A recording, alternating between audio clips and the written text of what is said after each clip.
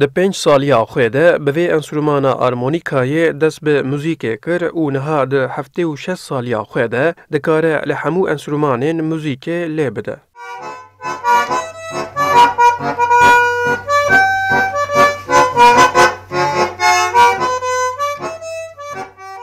Tenê ji vê armonîkaya ku 4 devê wê heye, dikare 4000 dengên cuda yên muzîkê derxe.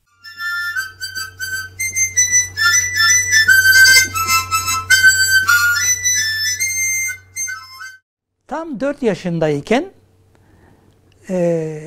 doğum günümde Dema ez 4 salî di rojbûna min de ji min re gotin tu çi diyarî dixwazî. Min jî harmonîka xwastibû. Lê dewbavên min li di jîveyekê derketin. Piştre min porê diya xwe mistê da toxeyên wê min derdixistin û tevlî çend toxeyên din min ceribandina dengên muzîkê dikir. Bi vî awayî min dest bi muzîkê kir. ben de annemin saçını okşarken Profesorê muzîkê Edward Harrisê Fransî li Amerîkayê di 12 deqeyan de di heman demê de li 24 enstrûmanên cudayên muzîkê lê dide û dibe şampiyonê cîhanê. Niha bi sedan enstrûmanên xwe li malekê berhev kiriye û armanca wî ew e enstrûmanên berdestê wî di muzeyekê de bênîşandan da ku bo nifşên bê werin veguhestin.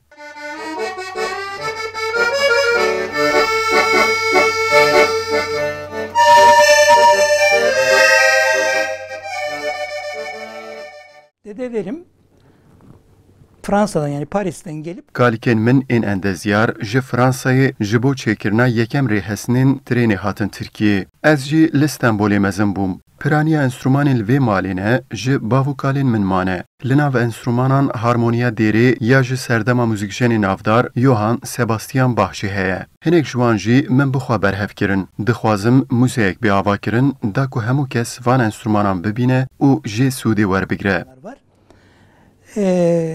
Ben bu enstrüman Edwardê ku li Ewropa û li Amerîkayê konsertên mezinên navdewletî saz kiriye, tevî temendirêjiya xwe dew ji karê muzîkê bernade û niha jî gênc û zarokan fêrî muzîkan dike.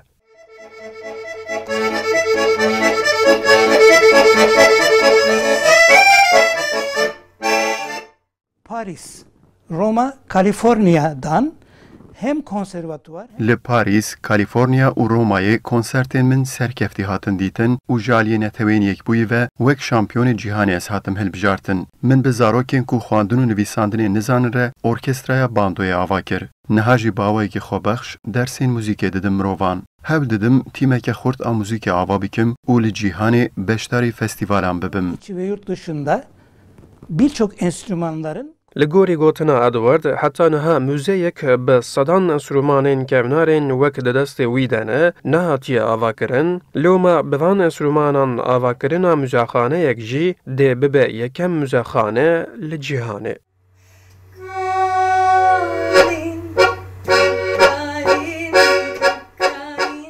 Ercan Kurdistan 24 İstanbul.